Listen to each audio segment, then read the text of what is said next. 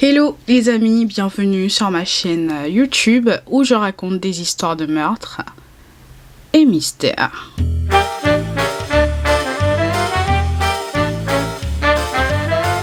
Pour les nouveaux venus, bienvenue, je m'appelle Osnel et je suis là tous les mercredis et les samedis pour vous raconter les histoires les plus sordides, les histoires les plus what the fuck qui existent dans ce monde. Alors avant de commencer, je tiens à vous inviter à vous abonner à ma chaîne YouTube, à activer la cloche de notification et surtout à me suivre sur Instagram. Alors petit disclaimer avant de commencer, je tiens à vous rappeler que ce contenu s'adresse à un public averti. Ce contenu est déconseillé au moins de 12 ans. Alors oui, je sais, vous devez vous demander à quel moment tu vas nous débarrasser de cette coiffure que tu as depuis 3 mois. Laissez-moi vous dire, jamais. Jamais. Jamais. Non, je rigole. Je vais m'en débarrasser bientôt. Peut-être pas pour les vidéos de la semaine prochaine, parce que je vais les filmer avant de me décoiffer, du coup. Mais je vais m'en débarrasser avant les vidéos dans 2 semaines. Donc, ne vous inquiétez pas, je vais m'en débarrasser. Ce qui me fait rire, c'est que au moment, parce que je me suis coiffée en vacances, et au moment où les coiffeuses, en quelque sorte, ont fini de me coiffer, elles m'ont demandé pendant combien de temps j'allais garder, en fait, les tresses. Et elles ont vu que je kiffais tellement ces tresses que je leur ai dit, je vais les garder jusqu'en décembre. Elles m'ont dit, non, mais ça va pas tenir, machin, truc. Et là, du coup, j'aimerais bien leur envoyer une photo en mode... Ouais, ça a tenu 3 mois, donc ouais, j'en suis fière. Non, j'ai pas de problème avec, mais bon, ça a un peu vieilli, donc on va s'en débarrasser. Ne vous inquiétez pas. Alors aujourd'hui, je ne vais pas vous raconter une histoire de meurtre, je vais plutôt vous raconter une histoire qui dérive en fait d'une histoire de meurtre. Nous allons donc parler de Casey Anthony.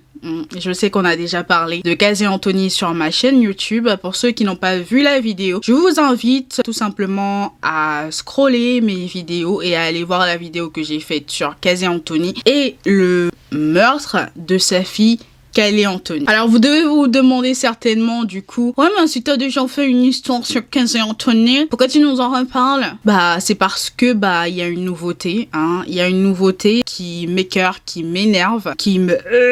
Donc voilà. Alors ce qui se passe aujourd'hui, c'est que Casey Anthony a fait une interview avec Peacock pour raconter son histoire, pour raconter l'histoire du meurtre de sa fille, de ce qui s'est passé et de ce qui en dérive. Alors pour vous faire un petit recap de cette histoire, Casey Anthony est partie de la maison avec sa fille Caylee Anthony et elle était censée être chez son nouveau petit ami parce que elle est tombée enceinte de Caylee assez jeune et je pense qu'elle n'était pas prête à être mère tout simplement. Donc à l'époque de la mort de Caylee avait 2 ans et Casey était avec un nouveau petit ami. Ce qui s'est passé, c'est que ses parents n'avaient tout simplement pas de ses nouvelles, ni des nouvelles de la petite Caylee. Mais un jour, son père sera appelé par un parking pour venir chercher la voiture de Casey qui était encore au nom de son père parce que la voiture était garée là depuis trop longtemps et que la voiture avait été emmenée par les gens qui enlèvent en quelque sorte les voitures qui n'ont pas le droit d'être là. Donc ils ont appelé le père pour aller chercher la voiture de Casey. Alors une fois la voiture ramenée à la maison, il y avait plein de sacs poubelles dans la voiture. Enfin, la voiture, je répète les mots de ses parents, la voiture sentait le cadavre. Donc ce que ses parents ont fait, c'est qu'ils ont tout simplement jeté les sacs poubelles sans vraiment chercher à comprendre ce qu'il y avait dedans. Et ils ont lavé la voiture, ils ont vidé plusieurs sprays assainissants, vous voyez les trucs pour assainir l'odeur dans la voiture tellement l'odeur était insupportable. Après ça, la mère de Casey qui n'arrivait toujours pas à avoir des nouvelles de sa fille ni de sa petite fille va se rendre chez le petit ami de Kazé pour essayer de voir sa petite fille parce que ça faisait des semaines qu'elle n'arrivait pas à avoir des nouvelles de sa fille ni de sa petite fille. Mais c'était surtout pour sa petite fille qu'elle s'inquiétait. Alors une fois sur les lieux, Kazé va raconter à sa mère que Kylie n'était pas là, que Kylie avait disparu depuis un bon moment. Ta fille a disparu depuis un bon moment et toi tu es retrouvée en train de faire la fête chez ton petit ami. Il y a un problème dans l'équation là, ma fille. L'équation n'est pas correcte. Mais pas du tout, en fait. Donc, ce que la mère de Kazé a fait, c'est qu'elle a appelé la police et elle leur a dit que sa petite fille avait disparu et qu'elle ne comprenait pas ce que sa fille racontait, qu'il fallait qu'ils envoient tout simplement une équipe pour venir chercher sa petite fille et qu'il y a quelques jours, ils avaient récupéré la voiture de sa fille et que, je cite, ça sentait le cadavre. Tout ça, elle l'a dit au téléphone aux officiers de police. L'appel a été bien enregistré. Et comme il s'agissait de la disparition d'une petite fille, ils vont très vite démarrer une enquête. Les agents fédéraux vont très vite s'y impliquer parce que c'était un enfant de 2 ans. Donc Kazé au début va leur raconter plein de mensonges, parmi lesquels elle va leur dire qu'elle aurait confié sa fille à une nounou qu'elle avait appelée Zani et qu'aujourd'hui cette nounou refusait tout simplement de lui rendre sa fille. Encore une fois, une nounou refuse de te rendre ta fille et ce que tu trouves à faire, c'est faire la fête avec ton petit ami. Il y a un problème dans l'équation, Kazé. Ça ne matche pas, ça ne fonctionne pas comme ça. Donc l'enquête de police va débuter, ils vont aller sur les lieux où cette fameuse nounou habitait avec la petite Kylie et là ils vont se rendre compte que dans l'appartement qu'elle leur avait indiqué, personne n'y avait habité depuis très très très longtemps et le propriétaire va leur dire qu'il n'avait jamais loué à cette personne mais surtout que son appartement n'avait pas été loué depuis très longtemps. Je m'hydrate. Par la suite, les officiers vont commencer à soupçonner que Kazé mentait et ils vont lui poser des questions au cours desquelles elle va leur raconter tout simplement qu'elle travaillait et qu'elle travaillait dans une société prestigieuse. Et là, ils vont lui demander emmène-nous dans ton bureau. Donc elle va entrer dans l'entreprise, faire genre qu'elle travaillait là, donc elle s'est mise à traverser les couloirs et au bout d'un moment, elle savait pas où elle allait et elle va se retourner, les policiers vont faire. Et c'est là qu'elle va leur raconter que en fait désolée si je rigole, mais cette fille, je sais pas si elle est folle ou elle est folle, mais il y a un problème dans son équation. Alors elle va leur raconter que elle ne travaillait pas là et qu'elle ne travaillait même pas.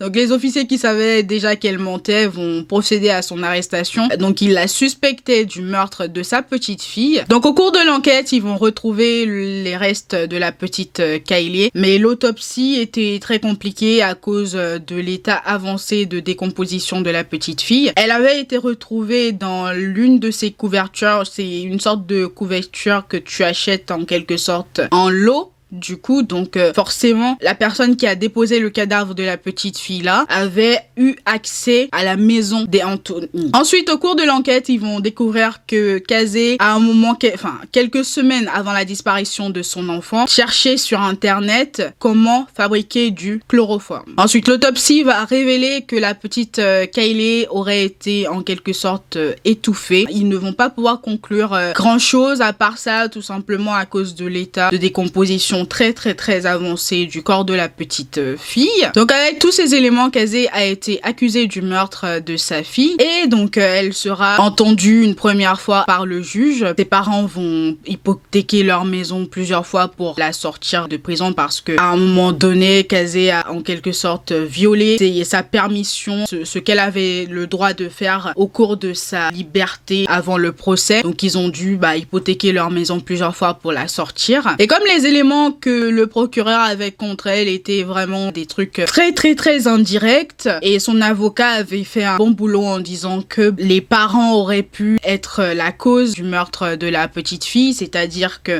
selon son avocat, il disait que la petite fille aurait pu se noyer pendant qu'on ne la surveillait pas et donc c'est eux qui se seraient débarrassés du corps. Mais il y a un problème dans cette équation en fait. Kazé a avoué être parti de la maison avec sa petite fille, donc non. En fait tout ça va mettre le doute au jury qui vont la déclarer non coupable du meurtre de sa fille. Et comme ses parents s'étaient pratiquement ruinés pour cette affaire, et comme tu t'appelles Kazé Anthony et que tu es l'une des personnes les plus détestées au monde. Personne n'a envie de t'embaucher. Personnellement, si j'avais une entreprise et que Casey Anthony se présentait pour postuler, non seulement je vais refuser de l'embaucher, mais elle va repartir avec une double baffe. Donc elle était fauchée, mais il fallait bien qu'elle paye son avocat, donc elle va le payer en faveur sexuelle. Non mais elle me fait rire. Elle est... Je sais pas quoi dire. Donc voilà un peu un récap de l'affaire Casey Anthony. Si vous voulez avoir plus de détails, je vous invite à aller voir ma vidéo sur Casey Anthony et le décès de sa petite fille Kayleigh Anthony. Mais ce qui se passe aujourd'hui, c'est que Peacock a décidé de lui offrir sur un plateau d'argent une plateforme, tout simplement pour nous raconter encore une fois des mensonges, parce que même si aujourd'hui peut-être que ce qu'elle dit c'est la vérité, avec tous les mensonges qu'elle a racontés dans cette affaire, non, je prends la décision et je fais le choix personnel de ne pas la croire, tout simplement parce qu'elle nous a prouvé qu'elle n'était pas une personne crédible. Elle n'est pas crédible du tout. Donc cette interview aurait dû être faite par Nancy Grace, mais Nancy Grace va refuser de faire l'interview parce que Peacock ne voulait pas la laisser poser des questions qu'elle-même avait rédigées, des questions qu'elle voulait poser, mais il voulait lui imposer en fait des questions qui avaient été au préalable validées. Validées par qui? Peut-être par Casey Anthony. On ne saura jamais. Donc Nancy Grace va refuser, c'est-à-dire si vous ne me laissez pas la liberté d'exercer mon métier, bah non, vous pouvez aller vous faire. Voilà. Donc ils vont réaliser cette interview et suite à cette interview, ils vont nous raconter que Casey n'aurait pas été payée pour faire cette interview, mais on va apprendre plus tard qu'elle aurait été payée $200,000 pour des photos exclusives d'elle et de sa fille. Littéralement, tu peux taper sur Google Casey Anthony et tu auras des photos de Casey Anthony et de Kayleigh Anthony. Donc, faut peut-être pas nous prendre pour du jambon à la mozzarella, les gars, parce que on n'est pas si bête que ça, ok? Donc, parlons de cette interview. Je ne l'ai pas encore vue parce que je n'ai pas vraiment le temps. Enfin, ces temps-ci, il y a un nouveau traitement qui a été rajouté à mes traitements et c'est un traitement qui est très lourd, ça me fatigue. Enfin, déjà que les anciens traitements me fatiguaient. Alors, celui-là, c'est la cerise sur le gâteau. Je suis méga fatiguée et j'ai plein d'autres trucs en fait à faire, à rattraper, j'ai mes examens bientôt. Donc forcément, j'ai pas eu le temps en fait de le voir, mais bien sûr que je vais voir cette interview, tout simplement pour avoir en fait le plaisir d'avoir Casey Anthony devant moi sur un écran et de l'insulter. Ouais. Voilà. Donc au cours de cette interview, je me suis fait spoiler parce que bon, aujourd'hui les gens respectent plus rien sur internet. Comme le fait de ne pas spoiler les gens, Moi, je me suis fait spoiler. Au cours de cette interview, elle va essayer de blâmer son père pour la mort de sa petite fille. Elle va raconter, par exemple, que son père abusait sexuellement d'elle quand elle était plus jeune et aussi de sa fille. Et donc, il aurait tué en quelque sorte sa fille pour cacher ça. Même si ce qu'elle dit, c'est vrai, je fais le choix de ne pas croire Casey Anthony. Cette fille, elle n'est pas crédible, comme je l'ai dit précédemment. Elle n'est pas crédible. Et croyez-moi, pour $200,000, c'est facile en fait de mettre n'importe qui dans la sauce. Croyez-moi, je balancerai même mes lapins pour $200,000. Quand on va me poser la question, je vais dire ouais, c'est eux. Je sais pas ce qu'ils ont fait, mais c'est eux. Je balancerai mes lapins, croyez-moi. Donc $200,000 surtout avec l'inflation d'aujourd'hui et surtout avec le fait qu'elle soit fauchée parce que littéralement tout le monde la déteste, bah le choix est vite fait. Donc voilà les amis, ce qui se passe aujourd'hui avec Casey Anthony et Peacock, etc.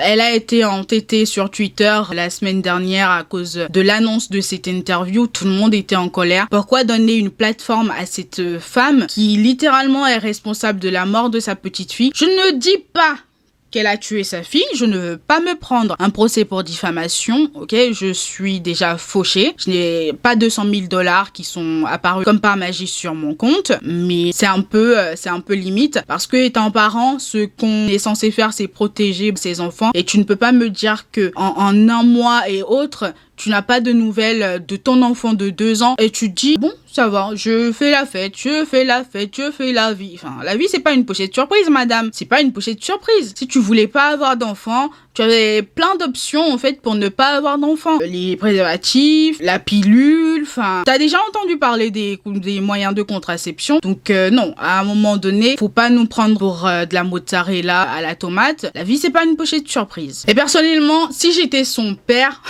même si on ne peut pas prouver que ce qu'elle dit est vrai par rapport à son père, même si l'histoire, il aurait tué Skyler Anthony pour cacher le fait qu'il abusait d'elle sexuellement, sachant que tu as avoué être parti de la maison avec ton enfant. Donc voilà. Donc personnellement, si j'étais son père, je vais la poursuivre en justice pour diffamation, hein, et réclamer la somme de 200 000 $.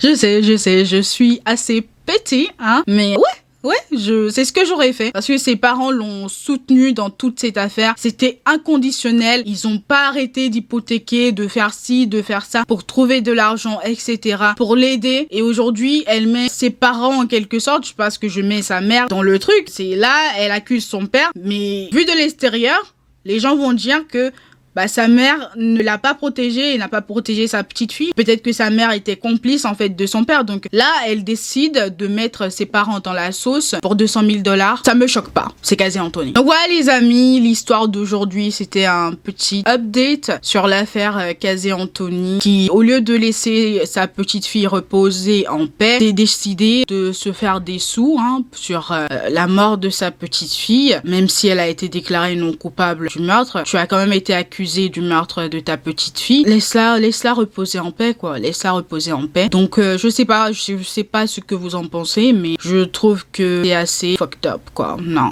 Moi, personnellement, à partir du moment où tu fais du mal à des enfants, à partir du moment où tu t'en prends à des enfants qui sont sans défense, surtout quand il s'agit de personnes qui sont censées les protéger, en qui ils ont confiance, pour moi, tu n'as aucune excuse. Tu as zéro excuse et je te déteste littéralement. Donc voilà les amis, l'histoire Casey Anthony qui continue, hein, c'est une saga limite. J'espère que ce petit update vous aura plu. On se retrouve une prochaine fois pour une nouvelle histoire. En attendant, je vous souhaite une bonne journée. Portez-vous bien et faites de bons choix. Mouah.